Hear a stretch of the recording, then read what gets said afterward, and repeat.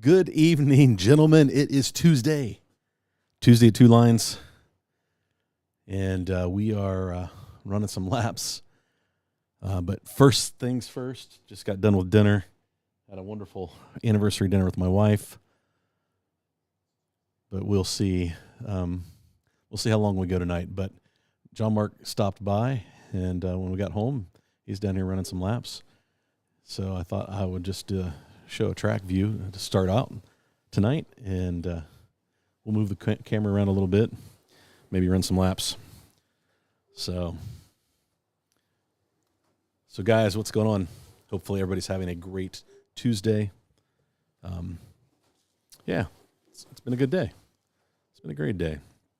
Well, it looks like it was a late post for the live stream, guys. Sorry you didn't get to hang out in the room very much before we went live. I was not sure what time we were going to get back, so I didn't know if I would make it by 8 or not. So we kind of came in at the wire. But Eric is in the house. Hey, Wild Man. B2 is in the house. Chris, Curvy, Gene.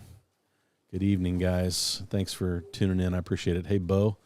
It's late your way, but glad you're here. It's been a long time. Hey, Mark. Thanks for being here. Hey, Gary. Chris, Bo, what time is it there? Yeah, it's late. There's 6 hours, I think, difference, if I'm not mistaken. Hey, nobody's home. Gentlemen, hopefully everybody's doing well. But we'll get started. Happy anniversary. Did you drink roast coffee? I just made my wife a coffee before I came downstairs and fired up the live stream. So she is enjoying an anniversary coffee as I am live streaming. That's kind of how things go around this house. She's used to it. Chris, am I in the doghouse? I live in the doghouse. That's why I have this in my basement. It's just a constant state of doghouse. Speaking of doghouse, off subject, Sears, or is it JCPenney, has the best Christmas commercial ever, and it's about a guy buying a bad gift for either Christmas or anniversary, and he gets put in the doghouse. Look it up. Do you remember if it's Sears or JCPenney? All I remember is dual bag. He bought her. That's what it was. He bought her a sweeper. Yeah, dual bag sweeper. He bought her a dual bag sweeper. It is one of the best commercials. It's a long commercial, but it was like a Super Bowl commercial. It is the funniest commercial about being in the doghouse. So check it out. So Daryl, thanks, man. I appreciate that. Yeah, thanks, No Drama. Appreciate it. Hey, Mike Stott. Mike, I have some questions for you. Have you picked a date for the Nationals yet? Because I'm looking at vacation time and wanting to get some stuff scheduled, and I'd like to throw probably that Friday, whatever you guys decide on my vacation schedule. So I don't know how soon you guys will be ready to make announcements, but I'm looking forward to finding out. Maybe we make a trip up there this year for the Nationals. So thanks. Didn't mean to call you out, but thanks for tuning in. I appreciate it. Thanks for being here. Hey, Vin. Who else do we have? Hey, DeFingers. Good to have you. Greg, thanks. Happy anniversary. Yep, it's been a great day. I stopped by. We have a bakery here in town that was opened by somebody who won one of the TV shows, the cake baking TV shows, on the Food Network or something. I can't remember. It was Sarah. What show it was on, and then she was on the Disney Bake Off Christmas edition, I think, a couple years ago. And she and her friend Shauna have a bakery, and I got cake. My wife loves their lemon cake, so I picked up some lemon cake, and then I got a piece of cheesecake for me waiting on me after the stream. So, yeah, good stuff. So, yeah, it's been a good anniversary so far. We had a great dinner at a local place called The Poorhouse. And they've got an outdoor rooftop seating dining area. It was just a beautiful day here in Chillicothe. So, and I see Dusty is in the house. Dusty sent me a text. He is soldering, but not live. So, hey, Steve Holzman. Welcome. Good to have you. Yeah, Dusty's working on his land barge as we speak. Thanks, Curvy. I appreciate that. Yep, 6 hours. That's what I thought. Permission, forgiveness, it's all good. Hey, Racer X. Good to have you. Thanks for joining tonight. But we'll run some laps tonight. But the first thing I want to talk about is how many of you who ordered your Ferraris, your Thunderslot Ferraris, got your shipping notification just a few minutes ago. About less than an hour ago, I got a shipping notification from LEB that said that tomorrow the Ferrari will be on its way, which means that here in Ohio, Lynn is in Pennsylvania. It will be 2 to 3 days in the mail. So I may have it by Friday. And if that is the case, priorities, that's right. Yeah, DeFingers never assumed. Yes, I've learned that one the hard way, buddy. I think that hey, George, thanks for joining. Good stuff today. It looks like you and Frank had a good time. So if that happens, if I get it on Friday, I may reshoot Saturday's video to talk about the Ferrari, but everybody and their brother is going to be doing videos about the Ferrari. So I don't know. Maybe I won't even do a review video, but maybe I'll post some laps with it. It should be a performer just like the M6A. I would say it probably has a very similar chassis. So how many of you received your pre-order notices for that? Mike, are you going to have the Ferrari at Cloverleaf? So if anybody's still after it, maybe there's some stock still left out there from the pre-order. B2 says, Thunderslot McLaren M6A. Anyone have one they want to let go? The number 52. B2. Is that the blue 52?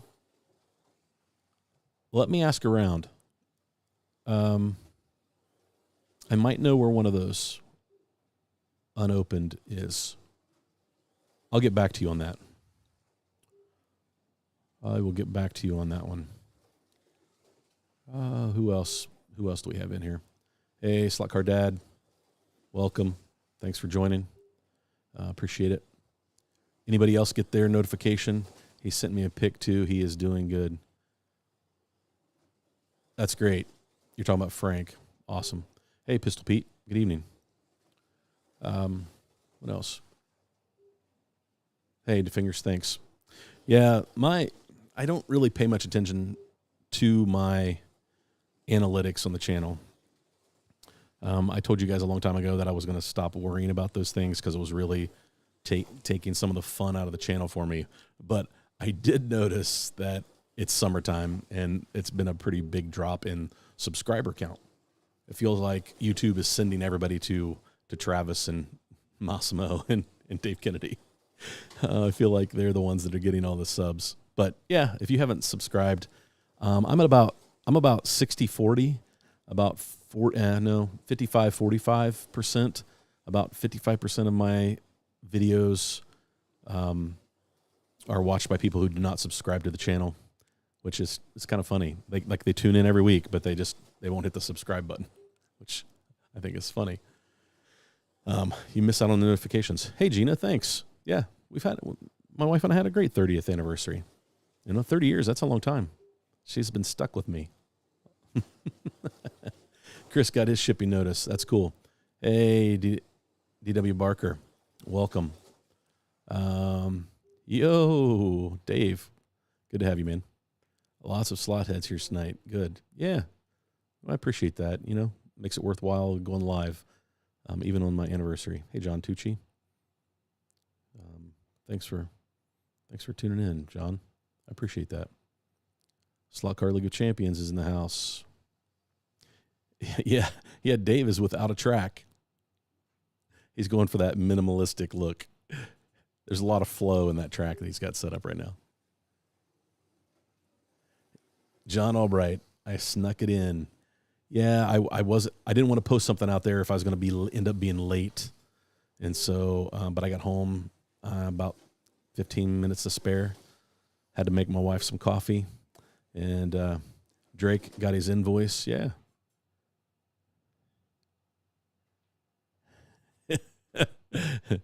George, unfortunately, Marty, I explained to LEB you are not forgiven by them, and sorry, live stream, so it has been redirected to my current address in North Carolina. Well, I understand that. No worries. Hope you enjoy that car, George.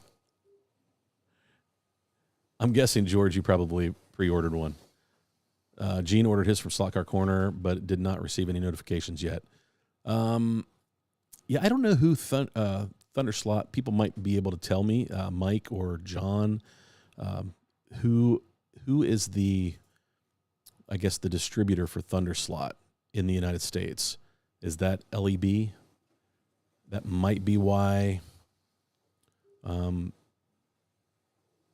they're shipping those out, because they're the distributor. So I'm guessing that maybe they already shipped them out to the other dealers this week earlier, so that they can. My guess is they probably can't hit until Thursday or Friday. So my guess is people start getting them not tomorrow but Thursday, Friday. That'll be. Hey, Doug. B2, your Ferrari is shipped. Yeah. Yeah, that Ferrari will need a running mate, and that M6 is a good one.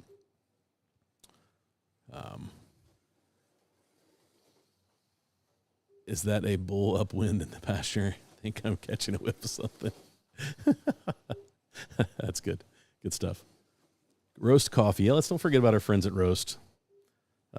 They still make awesome coffee and very supportive of the channel. Cool thing this weekend, they have built I think I told you guys about it months ago, but they finally launched their coffee truck. And so now they can go to events, and they served coffee all weekend at the side of the Southern Ohio Forest Rally. And so, yeah, good stuff. Yeah, it's a slow climb to 1,000, but just keep posting videos and put out quality content, and you'll get there. You'll get there. I think the biggest thing is being consistent for me. I mean, that's why I'm here tonight, is I usually pay for it when I miss one of my scheduled time frames. So YouTube is always looking for me to go live on Tuesday nights. I feel like, and it's usually, Saturday mornings at 6 a.m. Eastern there. If I don't post then, it takes me a few weeks to recover from that. Yeah, your Ferrari's on the way. Yeah, thanks, Steve. Appreciate it, man. John, all right, that is John Mark in the background. Yes, it is. I could change the aperture a little bit and bring that track into focus.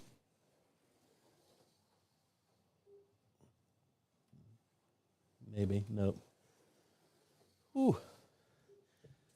I may have just messed it up. I hit the wrong knob. Anyway. All right. So yeah.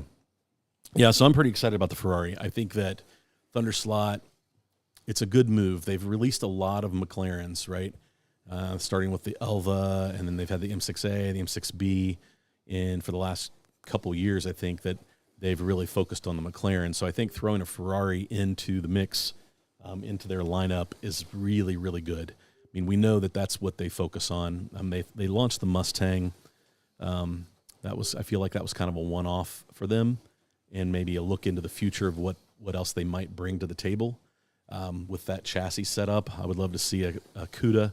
I would love to see a Camaro to run against that Mustang in that Trans Am series. I would like to see some race liveries instead of just the stock colors. I think that would be fun to expand on that line. But we know that they focus on the Can-Am. That's really their bread and butter. John Mark is running his 917. But, the NSR. But, I think that they really will. It's going to be a popular car. It's a shame that they put out like twin liveries, just because everybody who jumps in on this first batch really has, identical cars, just a different number. John Albright says he thinks it was Professor Motor at one time. That wouldn't surprise me. I think they are an importer for lots of brands, right? Because they offer dealerships through them. So, because I was looking into if I ever wanted to do, if I opened a club track, I'd want to have a small selection of stuff, right? Parts and tires and all, some cars to run on the track for people. And I was looking at, what would it take to be a dealer? And I know that Professor Motor, I looked into what it would take to become a dealer for them.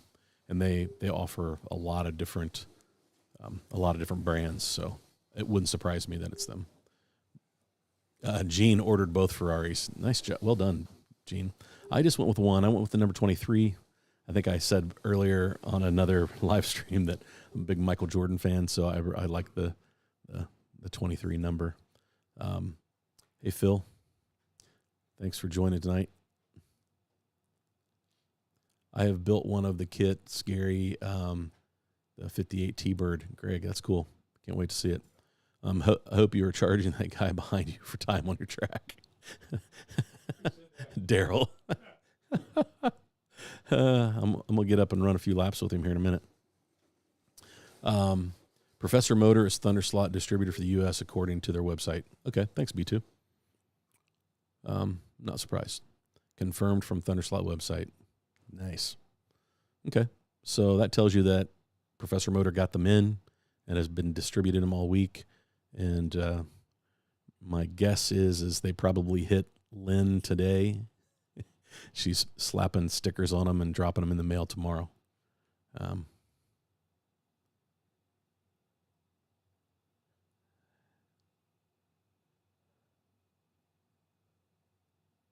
The fingers.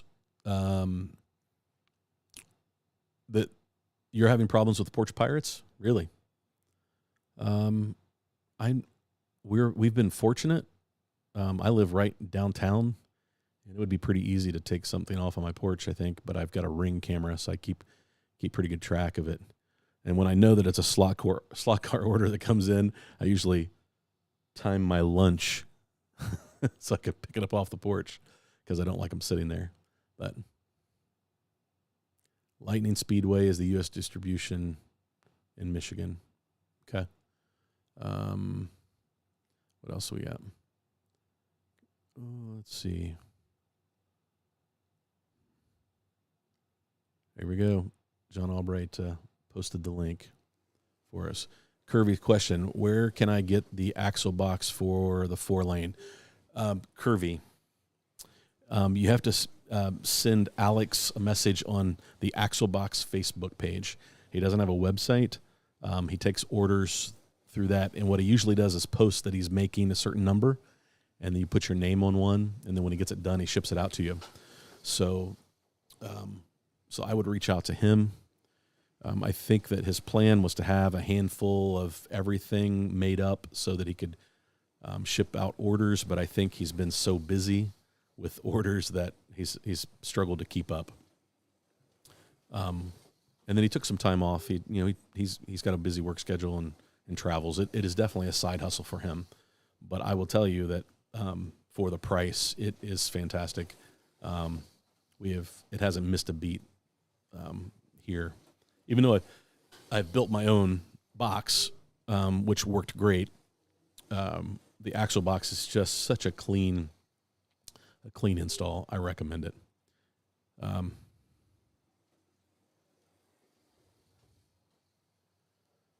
The fingers, it's frustrating that you have to deal with that.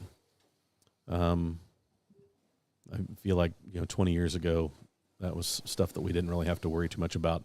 But people weren't getting the amount of packages on their porch that they get now, thanks to Amazon, right?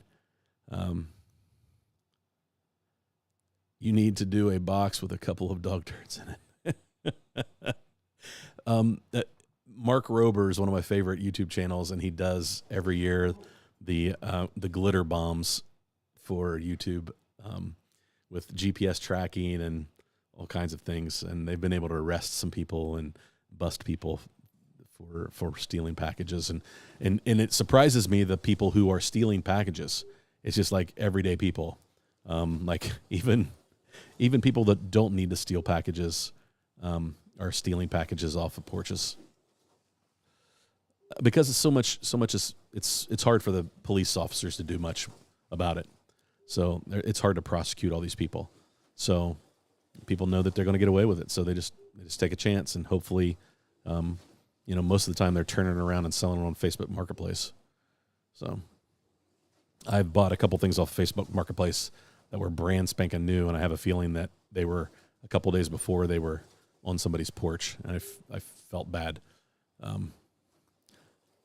But anyway, yep, George is right. We need to set them up.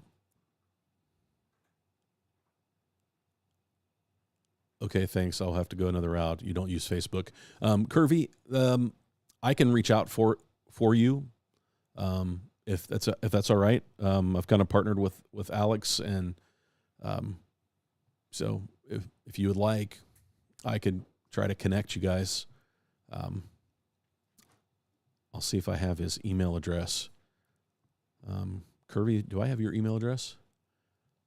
Maybe I can ship you his email address and you can communicate with him that way.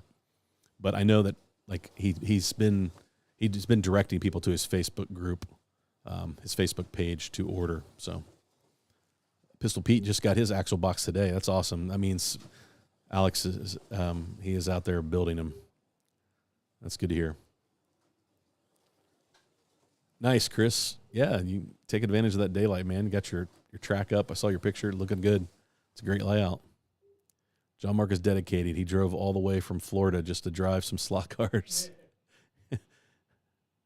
Box it up, put it on the porch. A great way to get rid of your junk. Yeah, John Mark came north to get away from all the sharks. I have an alley behind my house, and I can pretty much put anything out by my trash can, and it will be gone the next day. So, yeah. Wow, look at that. Guys, we are 23 minutes in, and I have caught up to the bottom of the comments. Phil, you got your axle box a month ago? That's cool. Yeah, great device.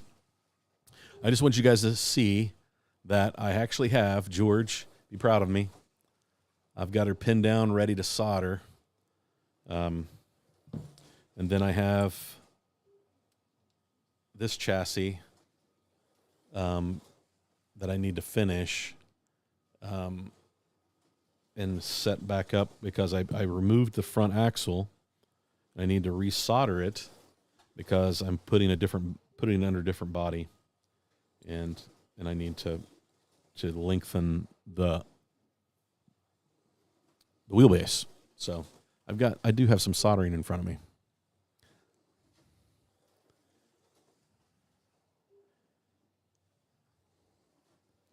If you do that, Bo says, if you do that over there, you get punished.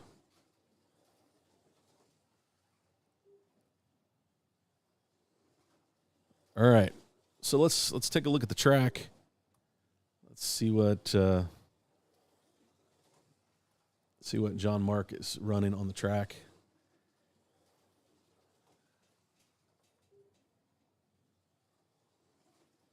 John Mark is running his Mosler.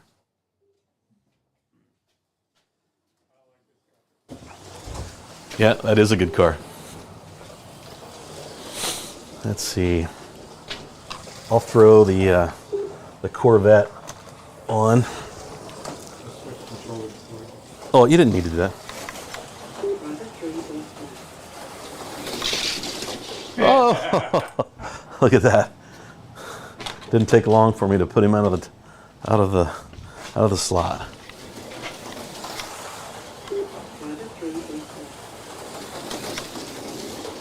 I shouldn't be able to keep up with your Mosler, I don't think. I think it still has magnets in it, doesn't it? No? Is it no mag? Oh, that one's the one you bought. Yeah, this is out of the collection.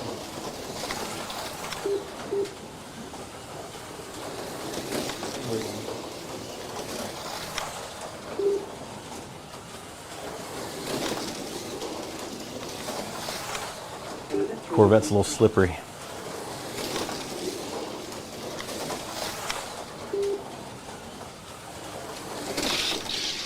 Does it have a magnet? No, no magnet. Ooh, yeah, they're dirty.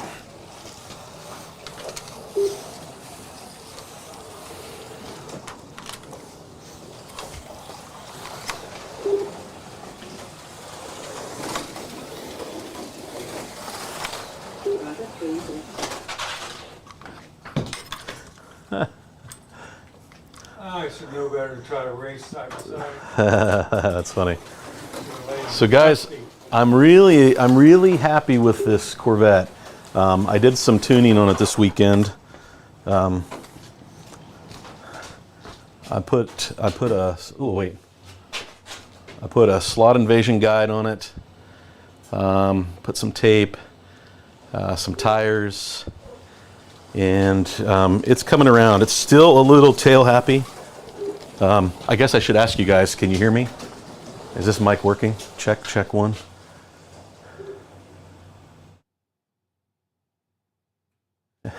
Mark, I'm anxious to solder.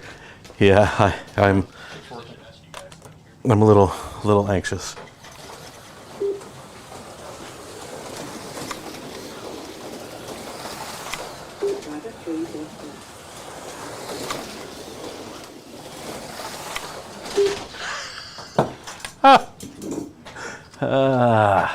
See, that's what I mean by it's still a little tail happy. He's merciless.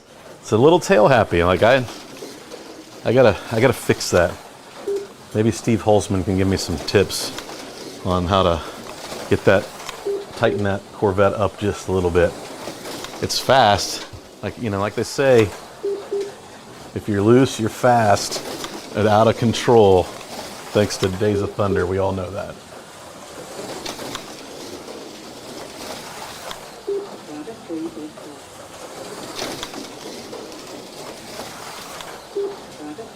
Just wait for Kurt to stay ahead of you, right? Yeah, that's right. That didn't last. There, that's the corner. I gotta get on the brakes a little earlier. There we go. Keep the rear end behind it. I didn't do that one that time. I know. John Mark. So what are we running? How fast is the track tonight? John Albright was telling me that he's dealing with some heat at his track. No heat here. No heat here. What's really nice. So track temperature is probably about 65 degrees, maybe 70 degrees, and we're running. Let's see. John Mark has run a 514 in that lane. In your Elva. That's a good car. I think there's more in that Elva. We need to probably take a look at the tuning in that. You probably drive it faster than Yeah, I think I've run a 4.7 or 4.8 with it. I'm old and slow. But the C8, the NSR C8, I think it's going to be a super popular car at the Nationals this year. I don't know if the Mosler is allowed. If the Mosler is not allowed, you're going to have a bunch of C8 Corvettes and McLarens in the GT class. Just because I think, and C7s, I guess.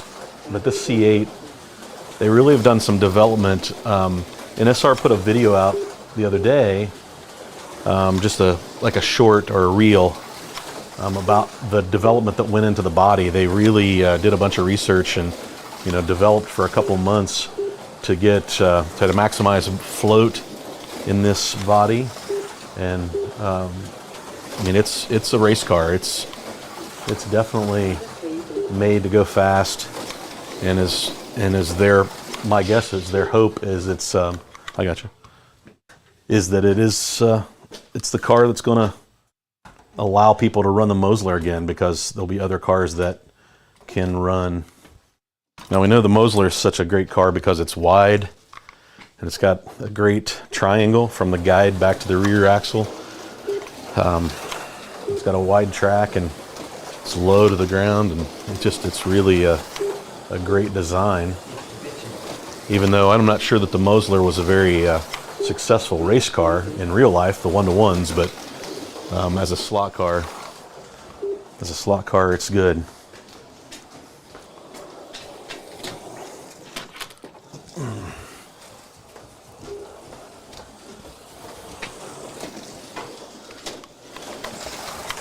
Oh.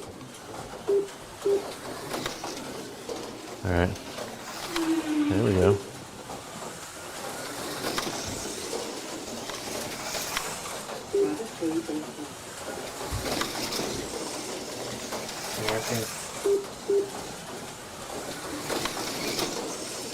And we know that C7 runs good.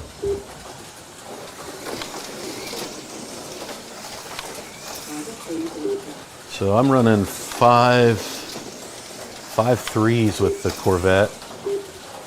I actually should be able to get down into the 5.1s. I actually have never ran it in the red lane. So now that I think about it, the red lane is not quite as fast as the white lane.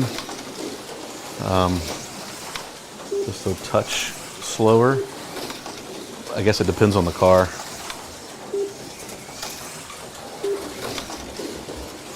It's close.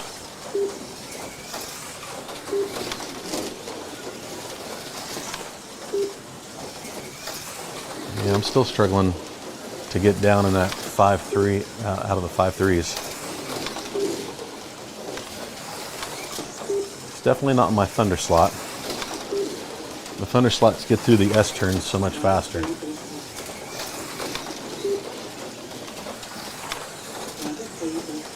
There we go, 5.27.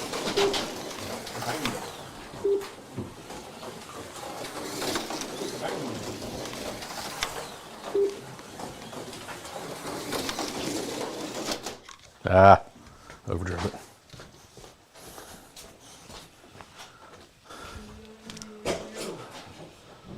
So honestly, that's mute that so we don't get a weird echo.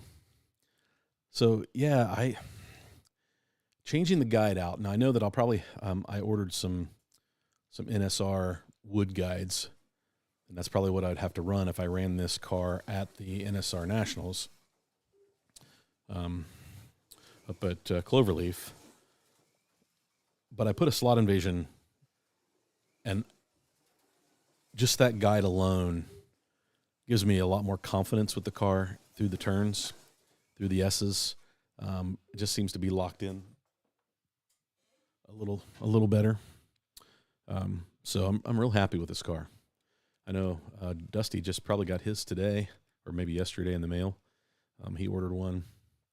It'll be good to see what he can do.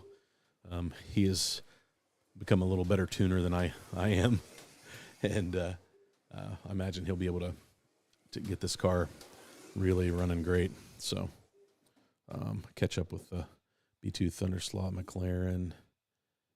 Oh wait, wow, it reset. Kind of clear down. So let me go down and see what I've missed.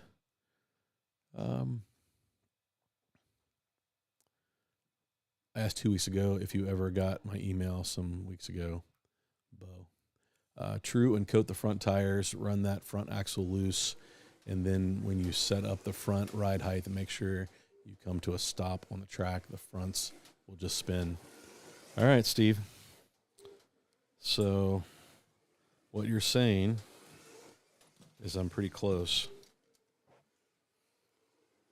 Because they won't spin, but they're close.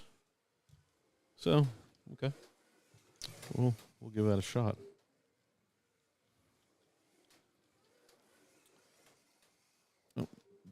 So, a question about body screws.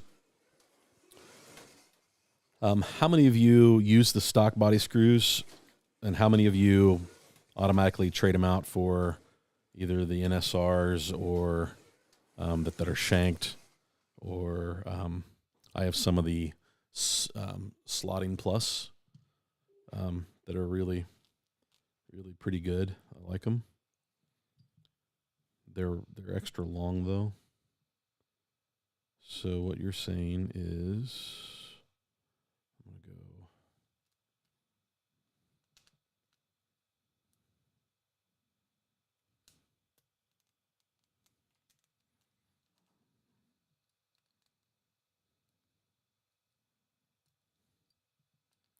Try this, Steve.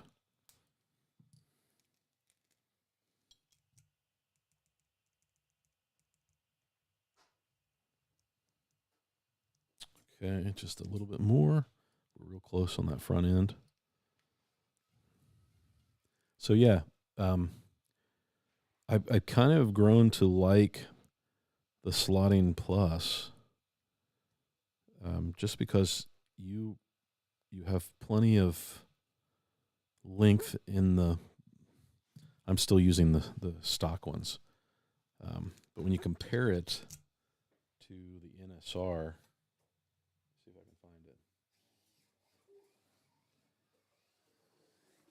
I think this is the difference. I don't know if I can show this on camera or not, but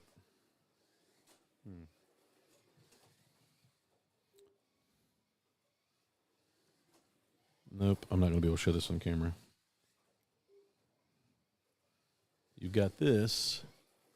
Focus, maybe? Nope. Not going to focus. There we go. So you've got that shank, and these are about 1 millimeter longer, and then they are the same head as the Thunderslots. So that's not showing up. Never mind. That was wasted. You guys will not get those 30 seconds of your life back. My apologies.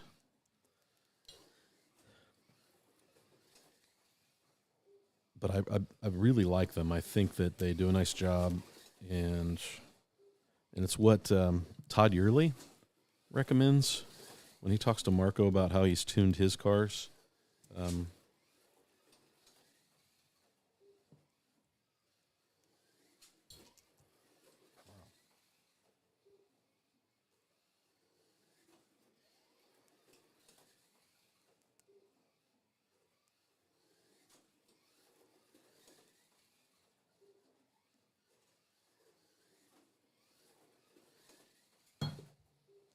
Maybe that was my problem, Steve. Maybe I didn't have the front end set up right. I'm about almost two turns.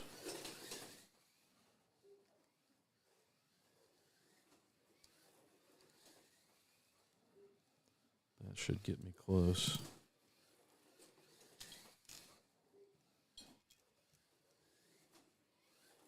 They're still touching.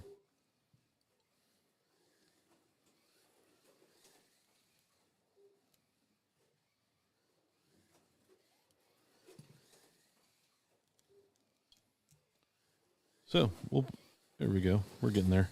So we'll put this back on the track. What else did I miss? That's the place to start. That's it. How's it running? The spoiler hits in that different on the bridge. Oh, does it? Yeah. Scrapes every now and then. Oh, that little right there in the middle of the bridge?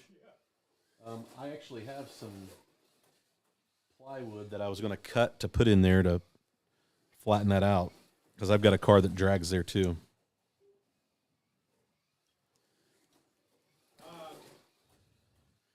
Yeah, I've got the braid correct, Steve. Yeah, that's pretty good. I like it. Yeah, I've been running a lot of float in this car. And what I may do is go ahead and change it out to those screws, just because.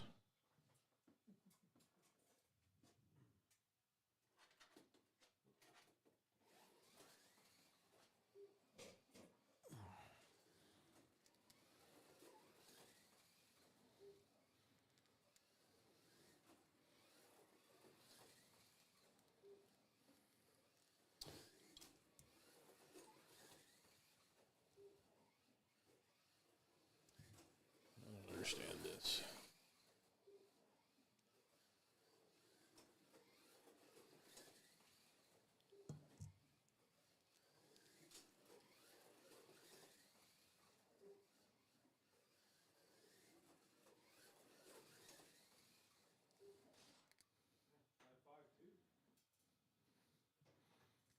That's actually really good for sideways.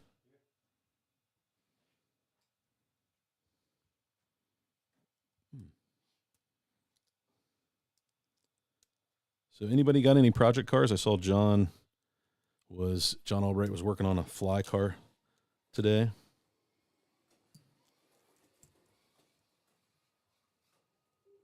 So we'll give that a shot. Let's see. Throw the screws back in here. I'm curious to know what the Ferrari from Thunderslot, if it's going to be different than the M6A or the M6B or the McLaren. The Elva is really very close, similar, but guys like the Elva, and everybody seems to think that the Elva is the fastest Thunderslot car. Even though I think I've got my M6A tuned and running as fast as my Elva.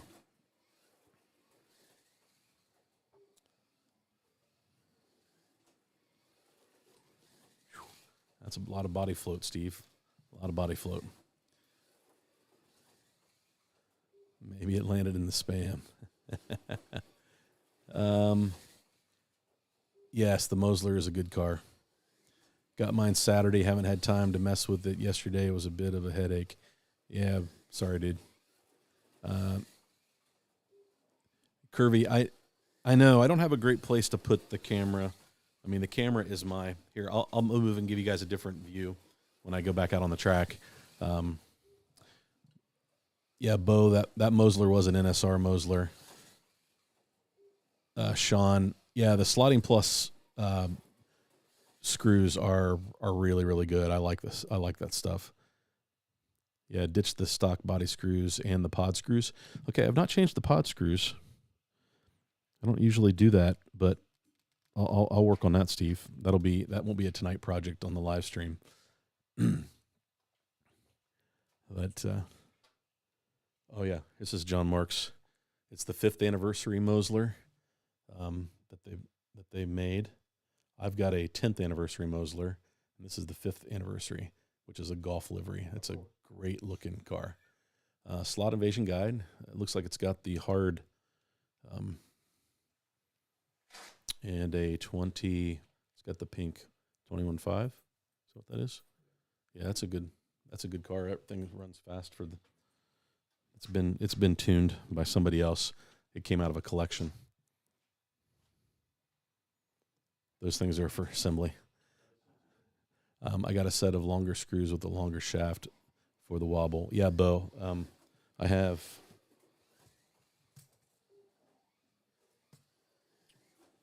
the Slotting Plus screws, and that's what I should probably put in them. Those are nice. Focus, there we go. It's got a nice long shank, a little more length than the NSR, and it's not a flat screwdriver. It is the same size as Thunderslot, which is what? One T6, I believe. Okay, so let's throw it back over. See if I missed anything in the chat. Try Plux. Oh, okay. You're just sharing them. When those tires make contact, the corners, you want them to have a little or no effect on the car because of any friction, weight distribution. Yeah. 2 NASCAR Monte Carlos, Dominga. Is that what you're working on? Bo, I like the slotted M2.5 6mm body screws. Yeah.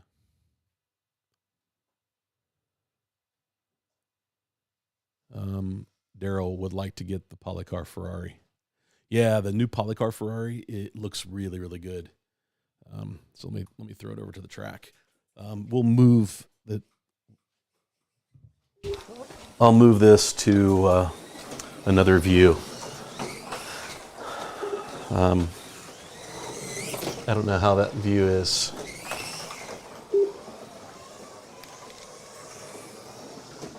We'll try that. Let me check it out and see. You might not be able to see much there. Yeah, you can get it going through the S-turns. We'll move it around a little bit.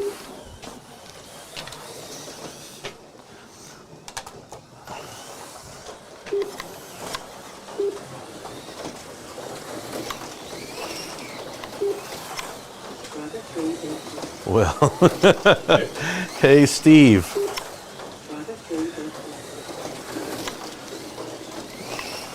It was all in my front end setup. Oops.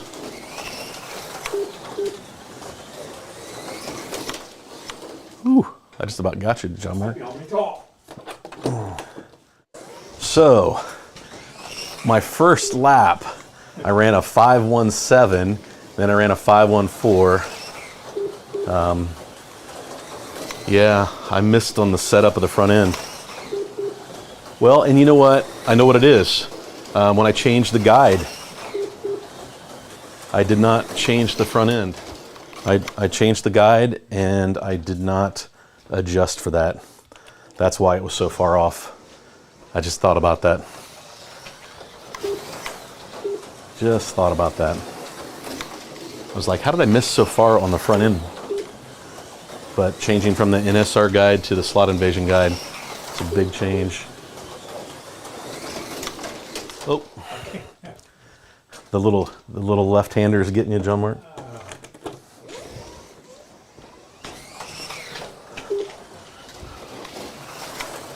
You should grab my M6A and see if you can get faster laps with it.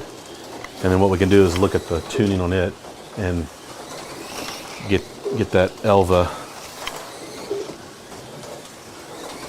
performing a little better.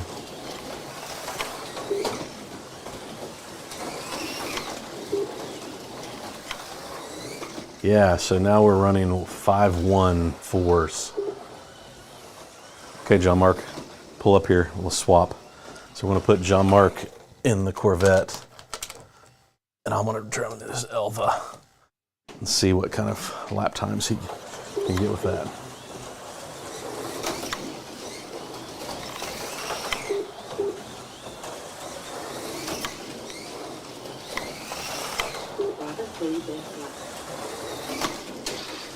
Oh, rider.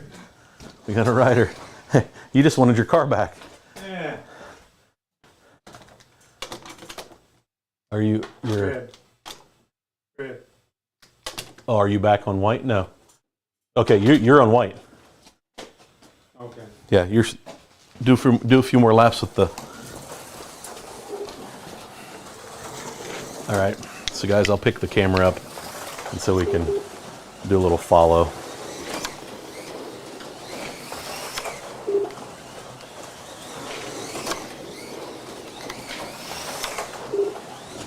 Oh.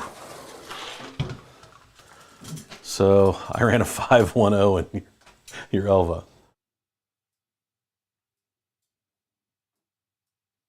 You ran 5:30 with the Vet.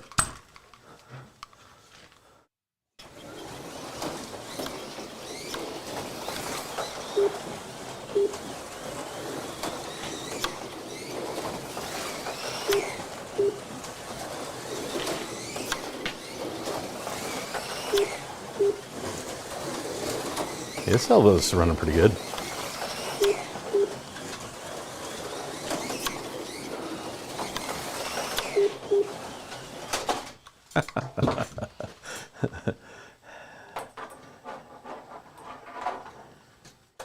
So there's some lap times.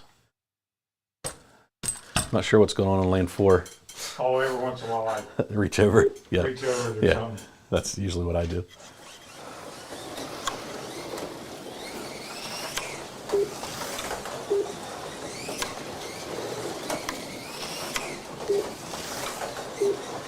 Now I can skip my quarter. Did you order one? One of the Repsol. Oh, yeah. Yeah, the Repsol, you might be waiting a while for that. It looks like Yeah, well. fall. But that's, man, that is going to be a popular car because that livery looks fantastic. I know quite a few people have already pre-ordered that.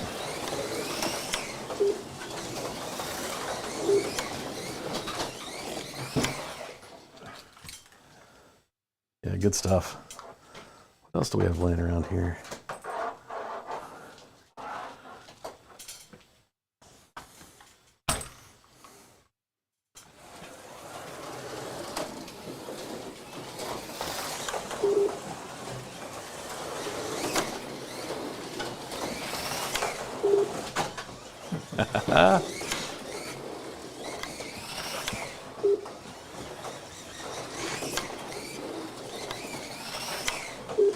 Oh, I'll get it.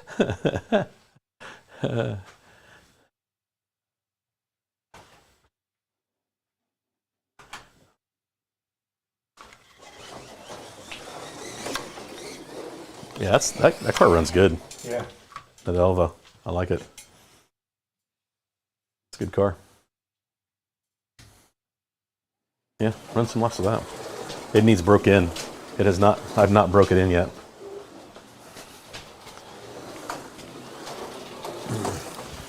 Let's see if we can get some shots coming out of the S's.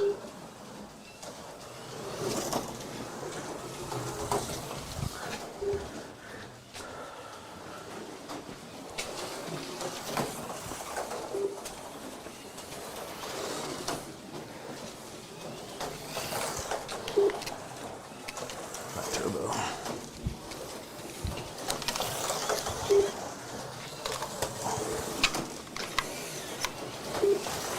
You can golf this Corvette pretty easy. Yep.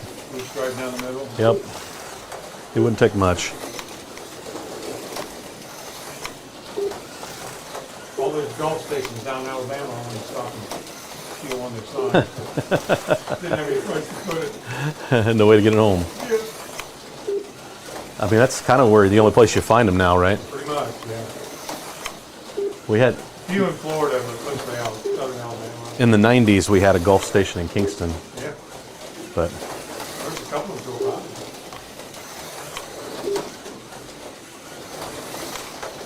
I love this livery, the fat turbo. It's such a great looking car. Is that a fly? Smooth, yeah. Running 5.2s.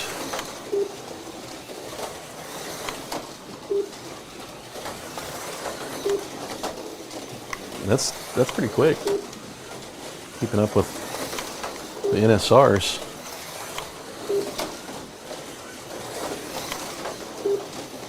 All right, I'm gonna catch up with the chat. Sorry.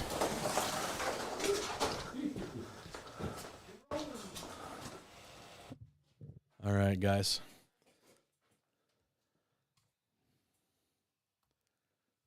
Yeah, good stuff.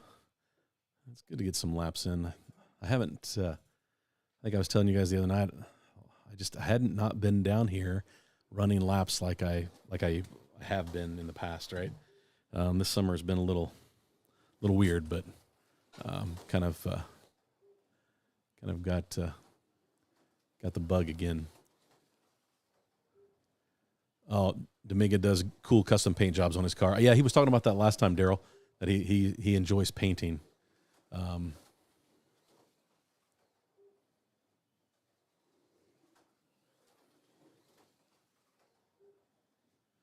I have a Lola T70 Spider that is quicker than both the Elva and the M6A. It's my track record holder with the box stock tune. And that's interesting, John. I feel like if you want to invest the time in one of those Thunderslots, you can make it, faster than the rest of them, right?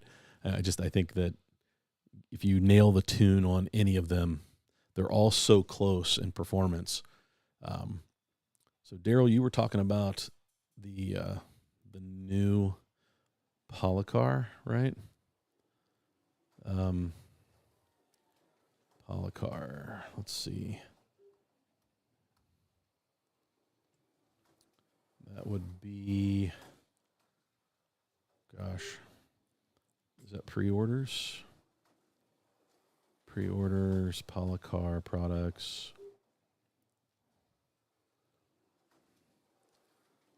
Oh, they might be available now. New arrivals. Polycar. Well, I don't see them as new arrivals.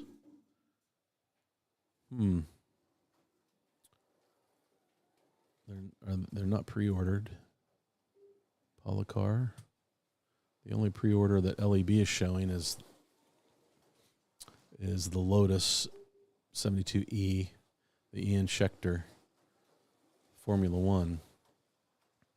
But yeah, I just saw it. Maybe I saw it on Dave Kennedy's news on Friday. Maybe that's why it's not out there yet. So DK Moon, going back to, so I had set the car up stock right out of the box. And then a couple weeks had gone by, and I decided to make some tuning changes, mostly tires, and I changed the rear tire. Well, John Marcus, two-fisting it. Mostly, I changed tires, and then I changed the guide. And I was in the middle of doing some recording for videos for the channel, and I think I got sidetracked and didn't reset up the front end. And I think I just kind of lost track of that in my head, that I did not reset the front end after I changed the guide. So yeah, stupid on my part. Which is why I was surprised, that it didn't. When I put it on the setup block just then, I was like, "Oh, I've got a big problem with the front end." I wasn't far off, but I was off enough that it was having a big impact. So what was happening is when I rolled into the turn, it was breaking traction on the rear, right? So it's obvious that it was the front end issue. And so compensating for that, I was probably giving it a little more acceleration, and that was making it, just really easy to break loose and tail happy.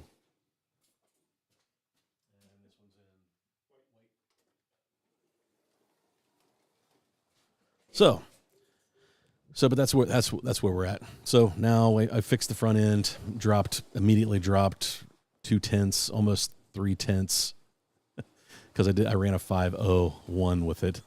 So it's right there. Should be able to get that thing under 5 seconds with a little more attention.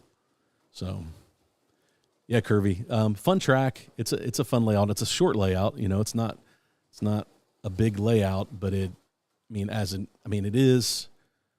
But from a lane length standpoint, we were used to having about 90 feet of lane length with the 2-lane, and we went down to, we're just shy of 60 feet with a 4-lane. But we love the 4-lane. Is a lot of fun. Get 3 or 4 people on the track, and it's a blast. Let's see here.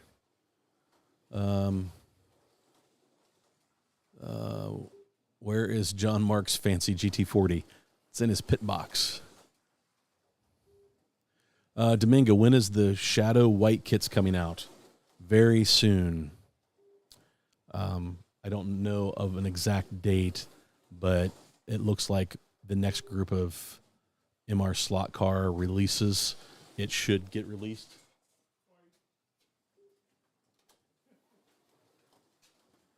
it should get released with those. At least that's what we think. Curvy question: I saw the C8 do the turn jerk right before the S-turn. What is the main cause of that? I thought it was me, but it happens to others too. I think it still needs a little bit of adjustment on the front end. I think the tires are close. The front end's close, but it's not exact.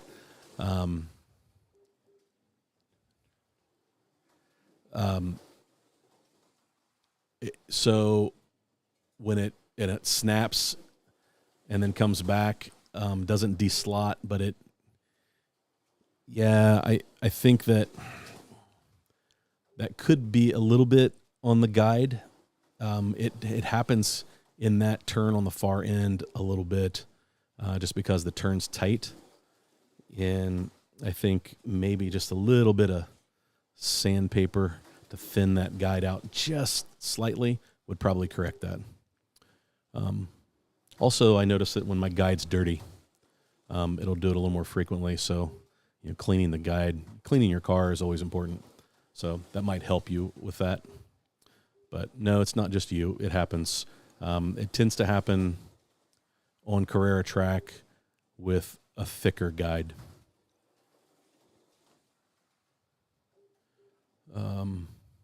Slot Car Corner has them on pre-order, the Ferraris from Polycar. There we go. Slot Car Corner. I was talking to Bruce at Cincy Slots, and he said he still had about 200 cars to go through to put on the website. So there will be still cars getting uploaded to Cincy Slots. And I know some of you guys, there it is. Excellent. Yeah, that's a great car. Let's go to that. Let's go to that shot, shall we? We shall.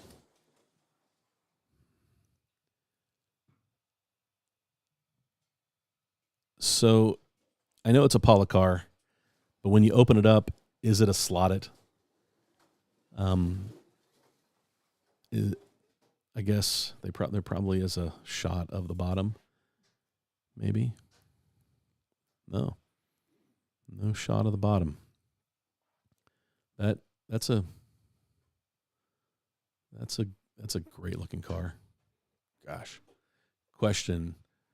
Who makes the best out-of-the-box runners for 1/32 analog? Wow, I feel like that's a trick question.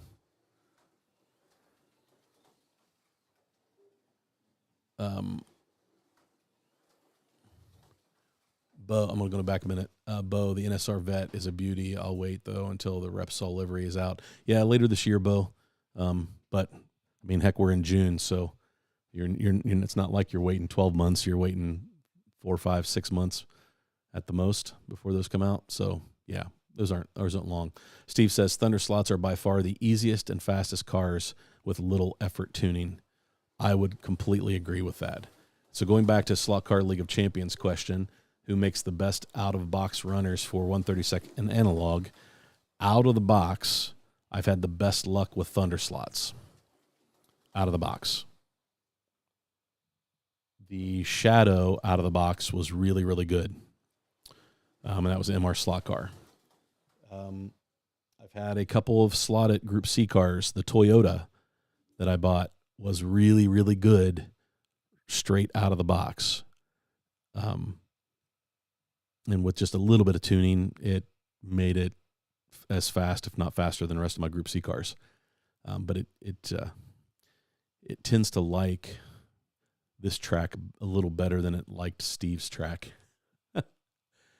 Timothy Wood. Hi, everyone. I'm already just bought the slide at Toyota 88C Minolta blue and white car from Cincy Slots. Can't wait to get it. Timothy, you will be very happy with that car. I have a car, a Toyota similar to that, and it's a great running car. And the Minolta is a great looking livery. You will enjoy that car. It's great. Hey, Joseph, what's up, brother? Yeah, thanks, man. We were 24 when we got married, and I just told my age. My wife is a little older than me. She just turned 54. I'm 53. And we feel lucky, It's one of those things we've had to work at. It's not been perfect But it's been quite the adventure, and we've enjoyed every second of it. So even through the hard stuff, once you get through those things, on the other side, you always have some clarity and better understanding, and usually it comes back to being able to communicate better. So usually communication's usually the key to get through everything. And I know that's hard for some people. But Bo, so good morning. That's right. Ooh, thanks to Fingers. Appreciate that, bro. I did 19 the first time. In July, it will be 21 second time. Do I get extra credit? There you go, Greg. Well, it just means you got better at it, right? Was watching the stream on TV, so no KB, moved to the iPad now. Had a lot of cars to paint and decal and more to go. The C8R Momo has been my favorite so far. Yeah, you did a nice job on the Momo, changing that livery. That's good. We'll go back to this. Yep, good stuff. Yeah, Curvy, no worries, man. Yep, the Green Piper. It's a great car. That will probably be my first Polycar car. John Albright said he scored a few from Bruce on Sunday. I'm curious. We haven't had a conversation about what you picked up, so I'll have to poke you about that later. George, my scratch build out of the jig straight out of the Compton. Hey, Larry. Is there a universal guide or certain guides for certain brands? So Slot Invasion does have certain guides for certain brands. So, you need to look at that. There are some universal that you might have to shape or cut to fit out there by Slotting Plus or Slot It. So you need to kind of pay attention. If it's a universal, it usually says that it's a universal in the description or the title of the product from one of the websites. So, yeah. Caveman, did anybody see the video of the 2 power tracks for Carrera digital analog using 2 toggle switches to be able to run both digital analog?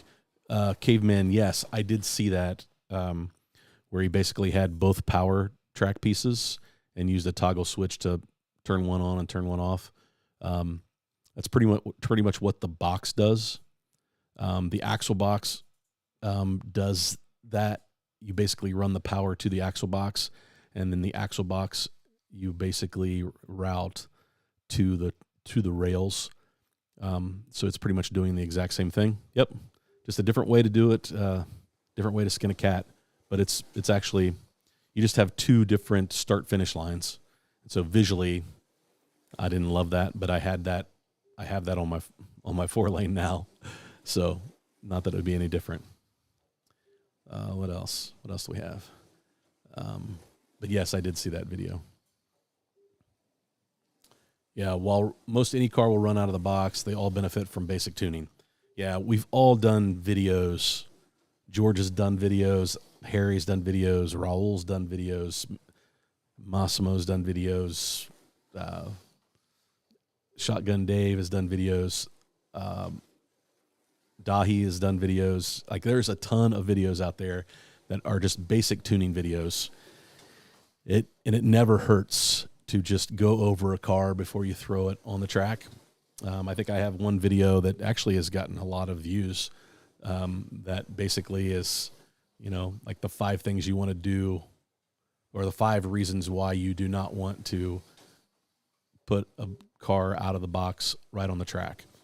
And I've had some people like give me a hard time about that video because they're like, you should expect to be able to take a car right out of the box and put it on the track and be able to not have to tune it. And I don't have a great argument for you there. Maybe you're right, but I know a lot of things can happen in shipping. These cars take a long travel from manufacturing to our hands, and so a lot of things can happen. And so I agree with John. Like, I've grabbed fly cars that ran really good right out of the box. I don't see it. Hang on. Where's my fly car? You can ask Daryl. This car right here. We opened up 5 fly cars that night, John Mark, when we did that. So we did a live stream, and I gave everybody a fly car and told them that they had like 10 minutes to tune them the best they could. And Daryl and I threw this car on the track, and it was fast right out of the box. And then I've made it faster by tuning it, but like right out of the box, this fly car was great. Actually, after I tuned it, it actually slowed down, and I couldn't figure out why. And so it really depends. I've grabbed Slotit's, like I said, Group C car, and my Hexcel car was really, really good out of the box. I'm like, I don't even need to tune this thing. But then I tuned it, and it really helped it. So baseline tuning, every car should get that, and then go from there. So, well said. Father, at 20, we grew up fast. Hobbies give us space 39 years later. That's awesome. Yeah, it does, you know. I mean, my wife loves to read. We have a library in our house. She has so many books, and it's what she loves to do. It's her getaway. It's how she resets. She's an introvert, and she enjoys quiet time and peaceful, and that's what she's doing upstairs right now. While I'm doing this live stream, she is, she's reading a book. I'll go, after we're done here, I'll run upstairs and grab some cake, and we'll have our anniversary cake together, and, all's good. And she'll tell me about the book she's reading, and I enjoy that. So, yeah, good stuff. What else do we have? Yeah, Slot Invasion has a specific guide for Carrera, and the 132 and 124 guides are the same. Dusty, you have to tune cars out of the box. You don't have to, but if you want to get the best out of them, right? We've learned that. I went back through some of my videos. I think I sent the guys a video a couple weeks ago, and it was the very first video. And I thought these cars were so fast. And it was my Carrera 917, and it is a fast car, but it's a magnet car. And so that first year we did magnets, and the cars were flying off the track, and lots of magnets. We had so much fun with those cars. And then we went to Bruce's, and Bruce was like, magnets. You can't run magnets here. Daryl's like, you guys are going to have to learn how to drive all over again. And that's been the best thing, because our level of enjoyment, I think, has really, really gone up. And it's just good to know how to tune a car. It really is. And it's just fun. So, yep. A little bit of tuning can go a long way on a lot of cars. Some cars need a lot of tuning to get them the maximum out of them. But like Steve said, Thunderslots, you don't have to do a whole lot out of the box, and that car is going to be quick and fast and handle really well. It's just the level of care when they're putting these cars together. Maybe it's just, going through a secondary quality assurance from Antonio and those guys from Thunderslot. I don't know. I mean, we see videos from SRC where they're in their offices building the cars, right? And so depending on how these cars get built, the expectation can be a little different. And so when the car's not perfect out of the box, I think people who have been around the hobby a long time, there's a lot of forgiveness there, because they're already going to tune the car the way they want. Because what George says and what Harry says and what John says, and everybody who's done a lot of racing, you tune your car to your track. Every track's going to be different. There's elevation changes. There's banked corners and flat corners, and Cars react differently to those. So you tune your car for your track. My cars run way better on my track than they do at Bruce's track or they do at Butch's track, because I tune them to my track to get them to run the best here. Now, am I far off on the tuning? No. When I get to those other places, few tweaks gets me where I need to be. But that's an important piece. So we've talked a lot about that. As George says, set your gear mesh. Tad, hey Tad, set yes to the mesh. There were some people who gave RevoSlot a hard time about the Group 2 cars and thought that those cars should have been better. And, in all fairness, maybe they should have. Maybe they rushed them to get them out to people because people been chomping at the bit to get those Group 2 cars, especially the Datsuns. But I will tell you, my Datsun, a little bit of tuning, and it's great. It's fast. Love it. So, don't give up on a slot car company because it's not perfect right out of the box. You're setting really high expectations. Yeah, Jim says, always check your cars. You never know.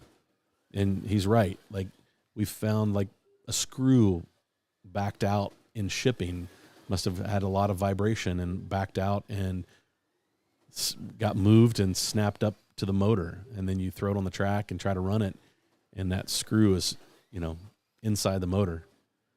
Things like that can happen. And then all of a sudden now you've destroyed a motor on a brand new car. And if just a once over may have saved that from happening, right? That's why they put magnets in the cars at the factory. It hides a lot of sins. Magnets hide a lot of sins. Did John Albright already say that? That's one of his lines. John Albright, if you just want to toss a car straight out of the box and onto the track, stick to Scaly and Carrera. Both are about as good as you can get. Agreed. Because that's the way their assembly is set up. Those cars, they know that they're not going to. Most of those cars aren't going into the hands of people who are tuned cars, right? Well, I don't want to call them toy cars, even though all of these are toy cars, but Carrera and Scaly, those cars need to be that way because 9 out of 10 purchases are for somebody who just has a little track that they get out every once in a while and just want, they've worn the other cars out that they have because they don't know how to tune them. They didn't know that they could get parts for them or whatever. So, yeah. Goes back to toy cars versus professional cars. Yeah, that's exactly what we're saying. Yep, thanks, Steve. That's exactly what I do when she's reading I'm on the Track. Racer X, yeah.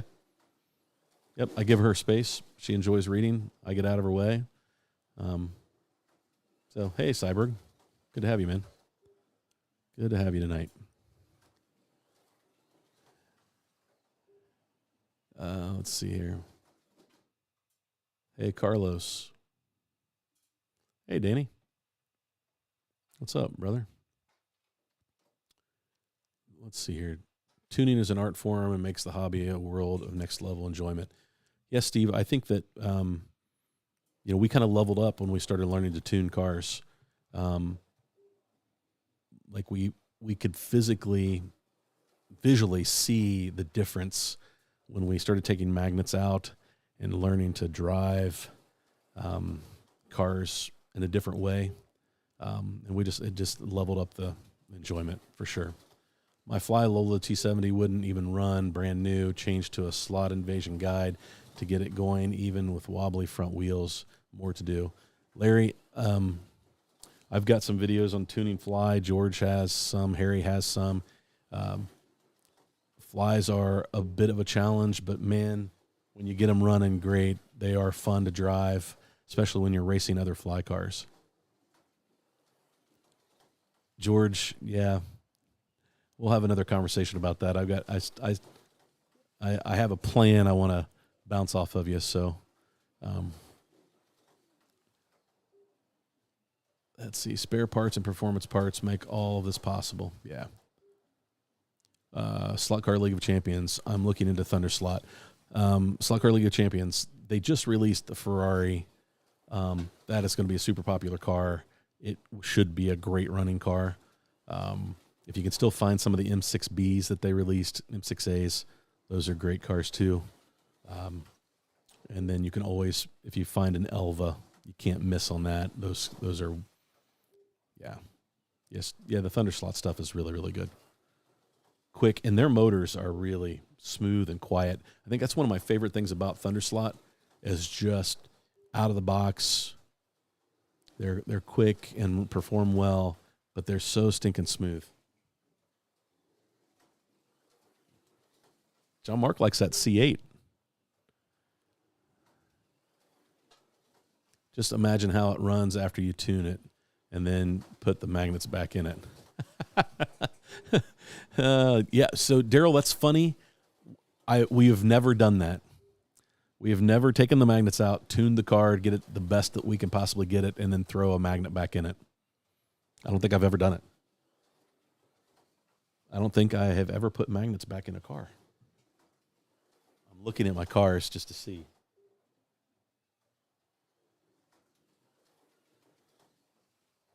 Yeah, I don't think I've ever done that. But you're probably right. Just imagine how great they are. In Dayton, you guys run some magnet classes, which is cool.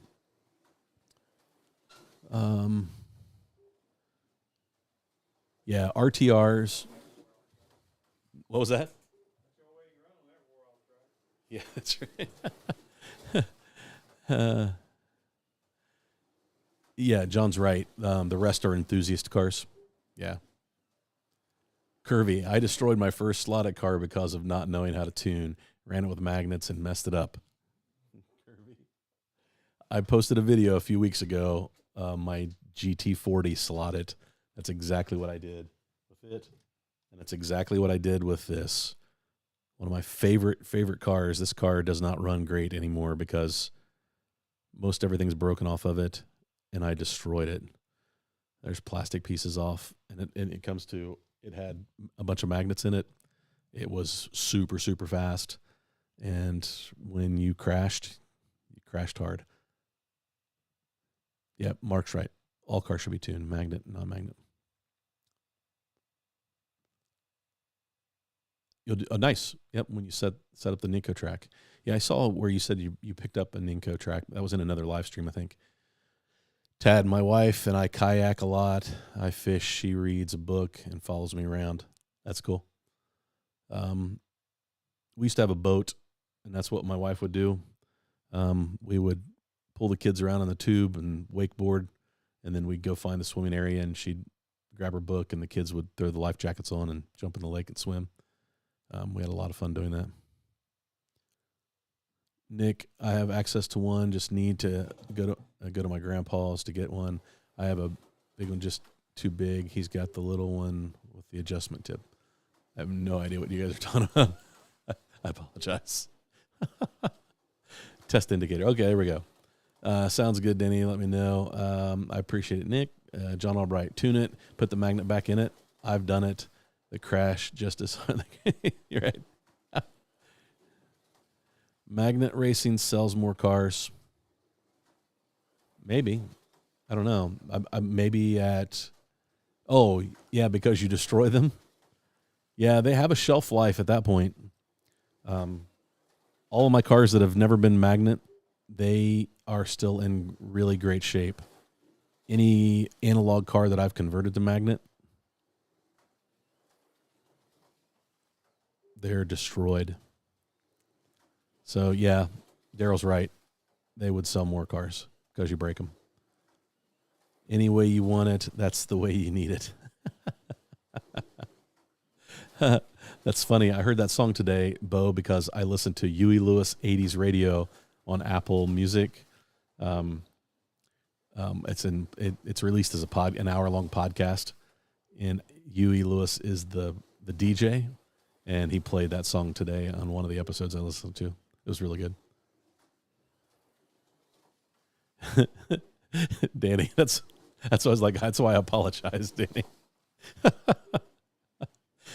Tune my ghost cars like my regular cars, but I put a magnet in them. Yeah, Jim, that's actually a great idea. If you run ghost cars, I recommend that so that you can run them a little faster so that they're more competitive. Because most of the time, if you put them if you tune them the same way as the car that you're going to be racing against them, they won't run as fast. It's stay in the lane. So if you throw a magnet in them, that'll keep them in the turn, and you can run a little faster, right? And make it a little more challenging to pass with digital. Yeah, we used to do that too. Especially when we got out of magnet racing digitally, we'd leave the magnets in the ghost car, and that made them really tough to keep up with, and you had to really drive well. Dominguez says, yeah, I have more no mag than mag. I will get more racing in Cincinnati next season. Dominguez, that's great, man. We enjoyed racing with you. You guys from Dayton that were coming down on Thursday nights after racing on Wednesday nights, back-to-back nights. That was fun. So we're glad you joined us. Good time. Now we just need to make it to Dayton on Wednesday sometime. Caddyshack. I'm all right. Adds to the humor of slot cars. Hey, Gale Force. Bo, you love Journey. Yeah, who doesn't like Steve Perry, man? That dude can sing. One of the stories he was telling, he played the song We Are the World, and he told a story about Steve Perry. Huey Lewis did. And then he told a story about Paul Simon. He said Paul Simon was really funny.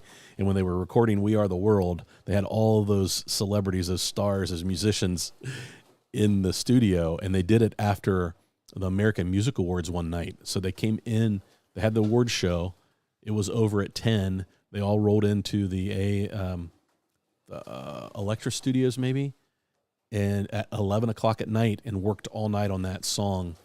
And he said that Paul Simon leaned over and said, if somebody drops a bomb in this place and we all go, John Denver's back on top. I thought that was a hilarious joke. I didn't know Paul Simon was so funny. But then when you listen to some of his music, he does have he's a very witty, clever songwriter. So, yep, expect him to get beat up using ghost cars. Yep. That's digital racing in general. You pick cars that are going to be digital. You pick cars that'll be analog.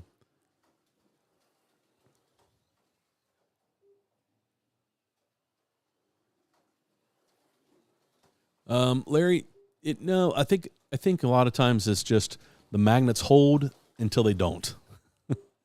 And that sounds weird to say, but it really is sort of how they work. They'll hang on, and then they release at the last second, and then it's usually all chaos. Tad, Clearwater, do you have iguanas? Clearwater, you have lots of lizards. There's chameleons and lizards. You walk down the sidewalk and they run across, but I don't remember having iguanas. But Greg could tell you.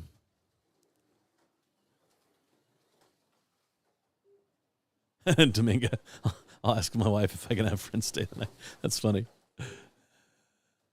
That's great. We would just stay up racing slot cars all night. There wouldn't be any stay over. It would just be racing cars.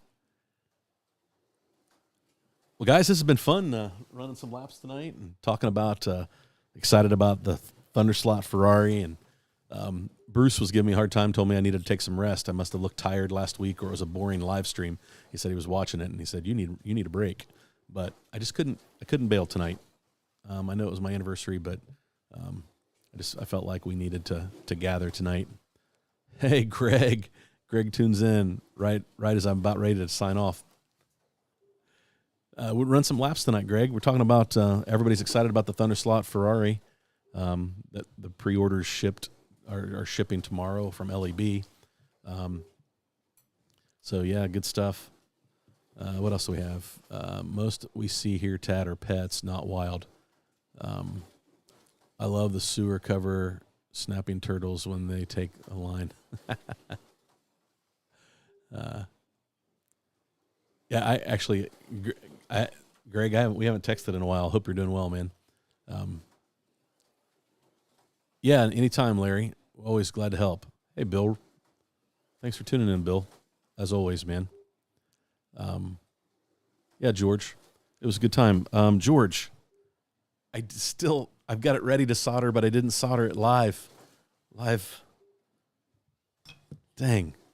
I got away with it again. Thanks, Bo. I'm glad you stayed up. Appreciate you, man. Gina, good night. Yep. Don't forget about Roast Coffee. Our friends at Roast. Good stuff. But I'm going to wrap. Greg, I guess I won't wrap up. I'll answer this question. John Mark is running it now. It's funny. I changed the guide in tires this week, and it improved it about 0.2, but not quite as much as I thought it might. Maybe about 1.5. And then Steve earlier tonight, as I was talking about the C8, he said, you talked about setting up the front end. And as soon as he said that, I realized once I changed the guide, I never reset up. I got distracted on something else, and I never reset up the front end. So I reset the front end and immediately gained 0.2. I was running 5.3s immediately with 5.1s, and then I ran a 5.01 with it. So it's getting around the track really, really good. And John Mark's been running laps with it for the last 20 minutes. So I think he likes it. So now it's breaking the car in. And that's what John Mark's put about 400 laps on it, which it desperately needs it, man. I think that motor needs it. But yeah, so that's where we're at. Procrastinating. Yeah, Greg. Not ready to let go of this live stream tonight. Thanks, John. Appreciate it. DK Moon, I didn't believe you would solder anyway. Who wants to watch soldering? I do. I watched George do it, but he said no more building videos, right? There's so much out there. There's so much great content for that, but I'll post maybe Saturday's video will be me putting this chassis together. So I'll work on that, DK. Yeah, thanks, Gary. Appreciate it. Thanks, guys. Yeah, Greg, it's been a winner. You're right. It was a great recommendation. I'm really enjoying it. Hey, Doug, thanks, man. Until next time. Yep, hope everybody has a great week. Thanks, Dusty. And, yeah, guys, we'll see everyone soon. Get out there. Go have some fun racing. Good night.